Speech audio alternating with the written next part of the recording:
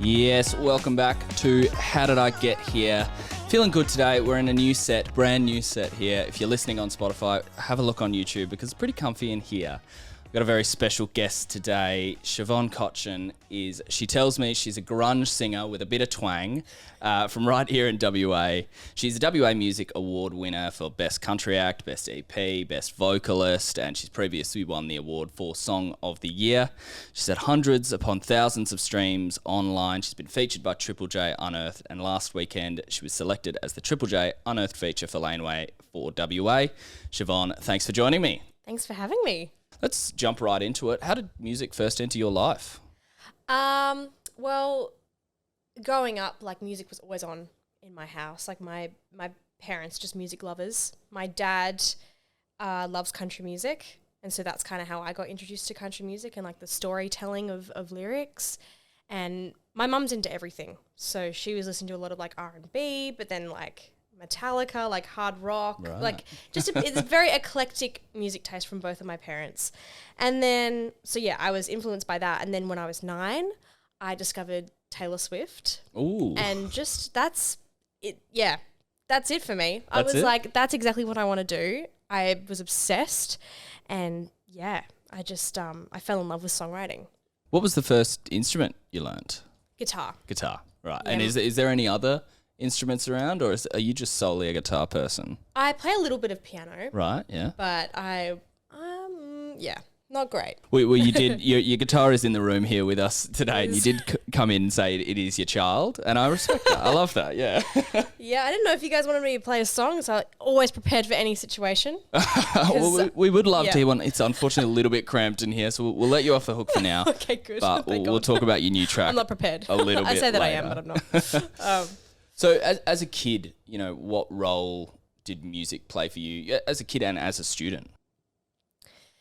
Therapy. Right. Yeah.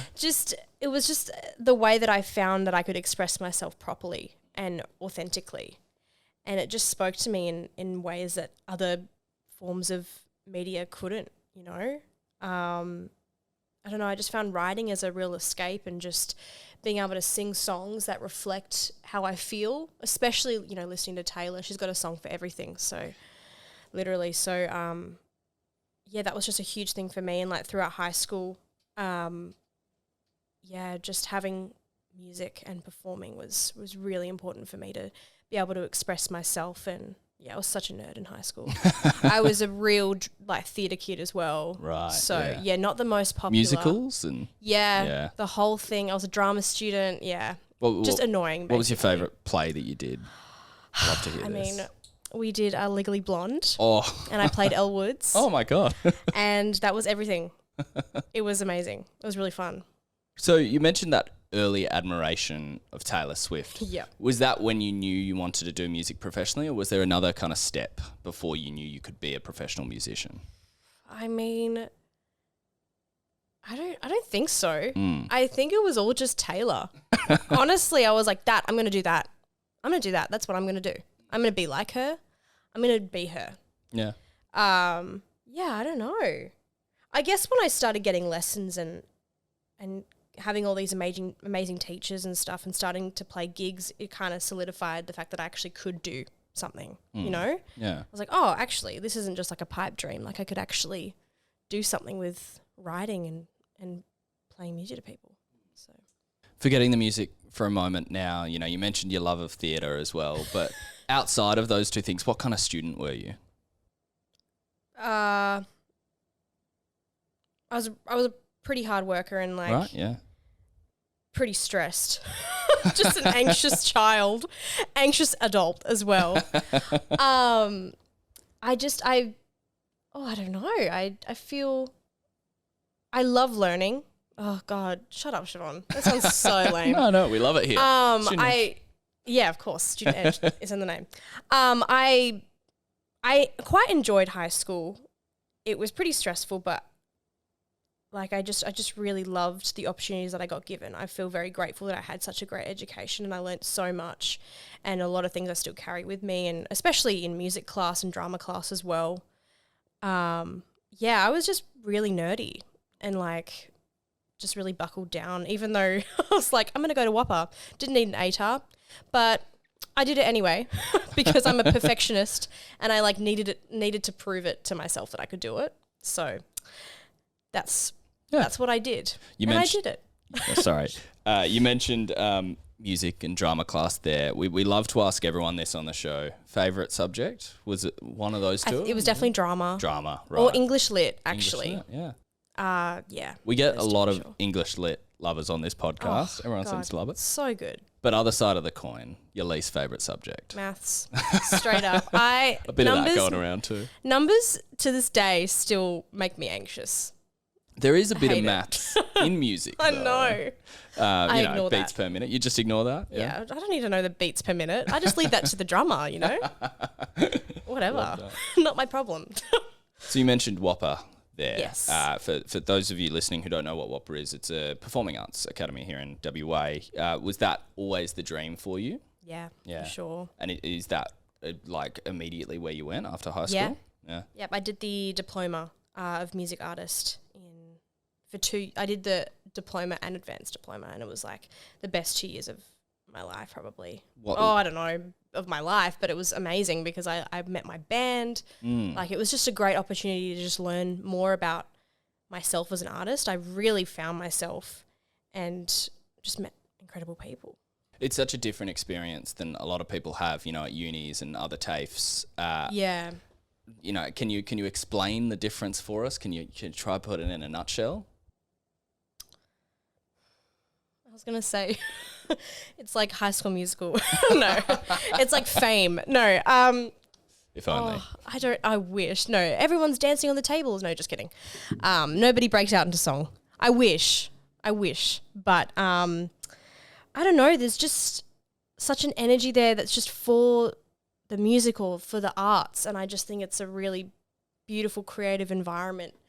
And obviously you don't need to learn music to do music, especially being like an artist.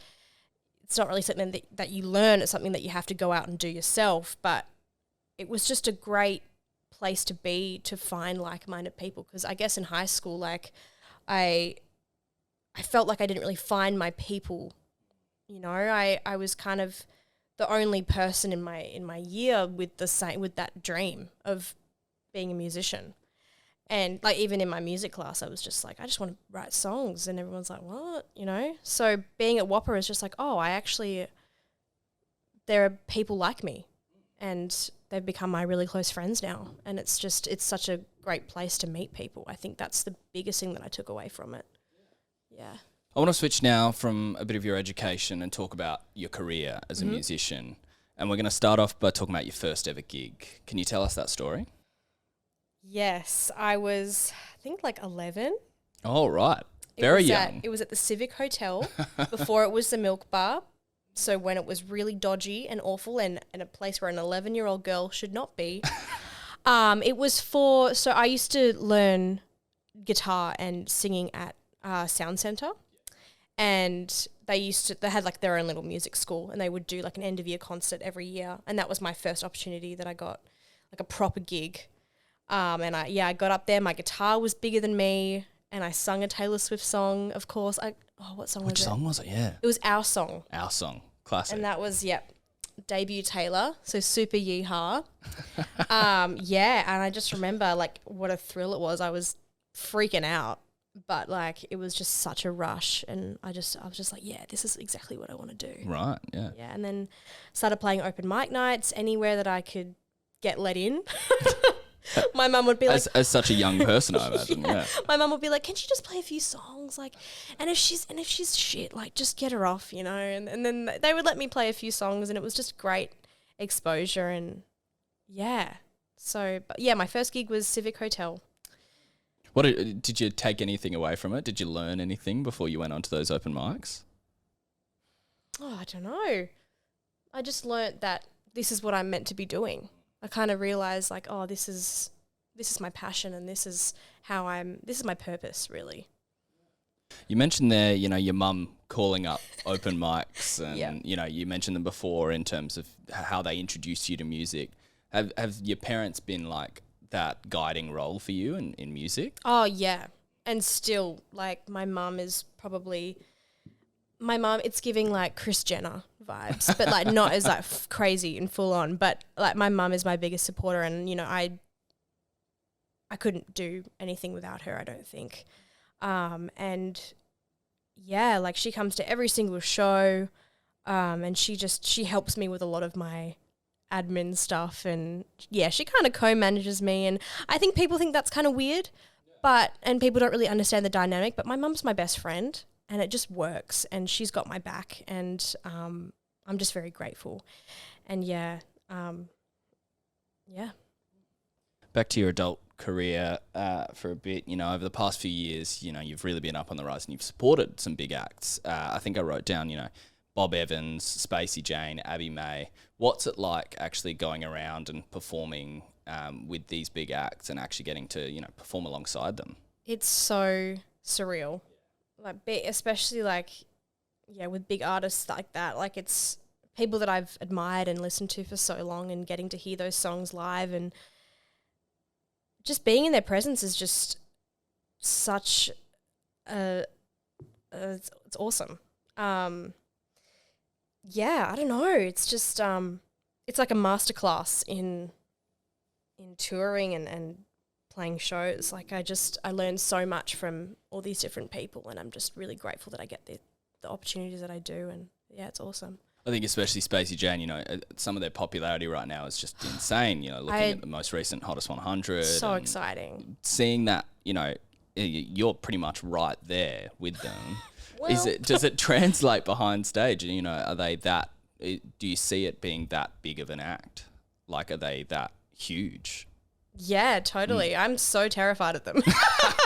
They're so lovely. Like every artist that I've met and I've toured with or played a show with, like they're so lovely, and just like I just think there's just that bass connection of the music, and just I don't know, like I think it's really encouraging, you know, having Spacey Jane being from WA and everything. Like they're just killing it, and I'm just really grateful that I've gotten to cross paths with them, and yeah, it's great.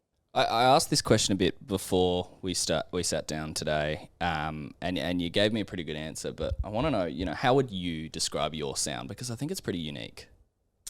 Yeah, it's a hard question.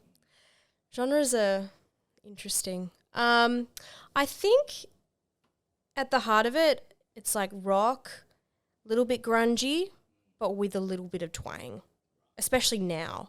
Like I definitely started off as very yeehaw, like give me the banjos, you know, let's line dance.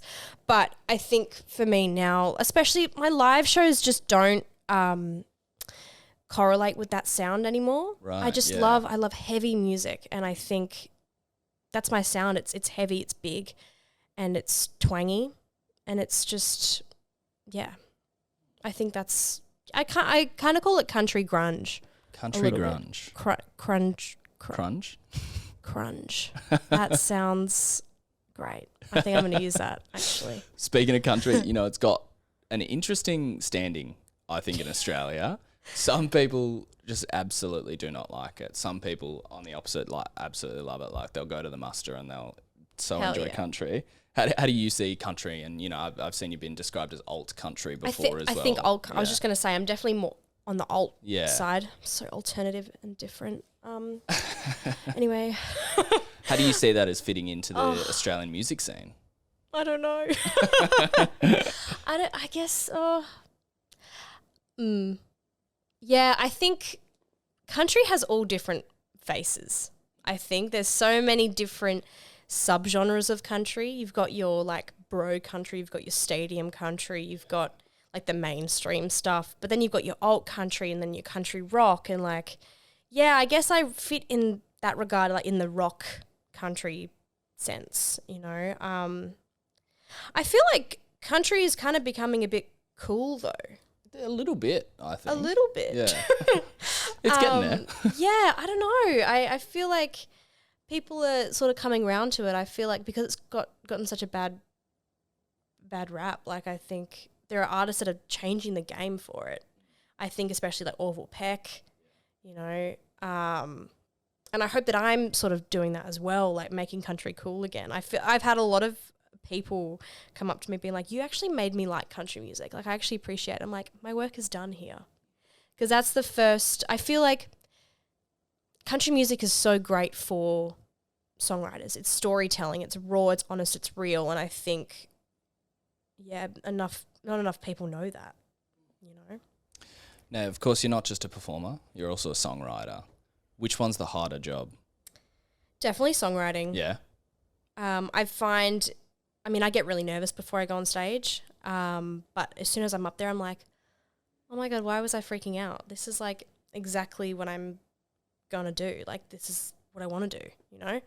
I think, songwriting is just, it's still a mystery to me, even though I've been doing it since I was like 9. I don't know, it's like hard to express yourself in a way that feels right for you. Like it's like, I don't know.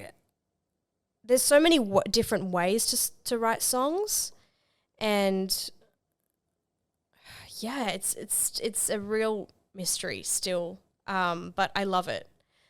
I really love it. Do you have a specific process? I usually come up with lyrics first, Yeah. but lyrics are the hardest thing for me to write as well. Right. It's called the second verse curse. Right. Tell me about that. I'm like, got the first verse, yes, like chorus, got it, and then second verse, I'm like, where do I go from here? I kind of approach it as like you're telling a story. Once again, with the whole country thing, whatever. But yeah, lyrics are hard, but I always try and get that first because I think that, for me, it dictates where musically and sonically it's going to go, you know? So, yeah, lyrics first. Speaking of songs, the new song, As We Sit Here, When the Curtains Close, is out tomorrow. It's out now for everyone listening. Tell us about this one. It's very different to what yeah. I have been releasing. It's very vulnerable. It's probably one of my most personal songs yet. It's basically just about realizing that somebody that you're close with isn't who you think that they are, and you can't really be in their lives anymore because you're just too different. And it's just, coming to terms with that fact, being sad about it. Sonically, I was listening to a lot of Phoebe Bridgers, as I always do because I love her. Of course. And also a lot of Elliott Smith. And I just wanted to create something really like somber and just like really melancholic, and just something a bit sadder and a bit more like low key, because I feel like I've been releasing lots of like, like crazy rock stuff, and I just wanted to do something different, and I'm really proud of this song. I got the chance to listen to it yesterday, and so too did producer Bianca over here, and she mentioned to me, she said, I'm so surprised that this is such a young person singing this. But, you know, you're right, it is so melancholic. Is there biography to it, or is it, is it a narrative? Yeah. It is definitely about a real person. Yeah. I'm not going to we'll leave it name at that. names. Yeah. I don't want to get attacked. Absolutely fair enough. We'll leave it at there for that song, because this weekend, I should say, is Laneway in Perth. Oh my God. Now, you got the call up as the Triple J Unearthed feature. First of all, what was the call like? What happened? I was so confused. Tommy from Triple J was like, hey, can I give you a call? I'm like, yeah. But then I was like, what is this about? Like, I thought I've done something wrong. Copyright or something. Oh, this song is so bad that they're like, we're going to have to take it off the Triple J Unearthed website. Like, it's so bad. Like, it's, that's my mind just immediately went to there. And I was also having a really terrible day. And so I was at Finn, my bass player's house. We were just rehearsing for a duo gig, and I was just like, oh, sorry, I just got to take this call. Like, I was just feeling really just crap. And he was like, hey, it's Tommy, how are you? I'm like, hello, I'm good. And I was just like really confused. And then he just said like, you're the winner of this competition. I was like, what? I was like, I just didn't believe him. I was like, you're lying. You're lying. And he was like, nope, you're playing at Laneway. And then I just freaked out, and Finn and I just celebrated, and it was awesome. And it was a huge moment for me. It was so exciting. It is such a big festival, and it goes all around the country. Yeah. How are you feeling ahead of Sunday?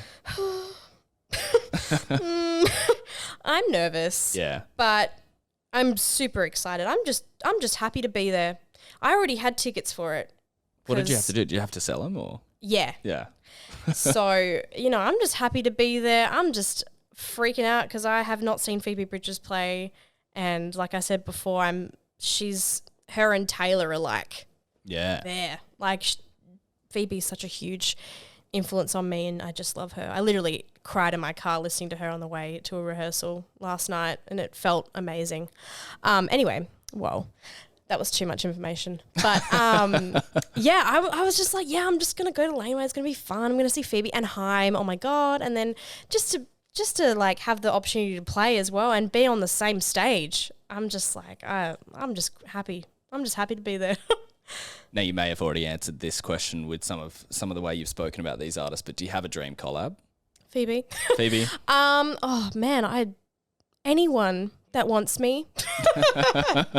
I love working with people. I love writing with people. I've done a lot of co-writes and I would just love, I wouldn't like with Taylor, I mean, obviously that would be a dream. I just want to see how she writes. I just want to watch her process. I just want to watch her in a non-creepy way. But I'm just thinking of like local artists that I would love to write with. Greta Ray. I love Greta Ray so much. I would love to work with her. Thelma Plum as well. Yeah, just all the girlies. Love it. Music is such a collaborative art. Is that you mentioned you've done a few co-writes. Is there somebody that you worked with that you thought this is really great? Is there a favourite? I wrote a really cool song. Oh, I'll say two. I wrote a really cool song with Timothy Nelson, who's an incredible writer. I was so lucky to work with him, and we wrote a really cool like pop song together. And I think I'm going to enter a pop era at some point because I love it so much. I also wrote a cool song with Joel Quartermain, who's Eskimo Joe. He's written with Dulcie as well, so I'm like, I'm in good hands. And that's also a really awesome song. I'd love to release them, maybe, in the future. Watch this space. Yeah. We're just about finished here on How Did I Get Here, but before we go, one question we ask everybody on the show is 15-year-old Siobhan is sitting next to you, sitting in front of you. What advice are you giving her? Oh, this could get dark.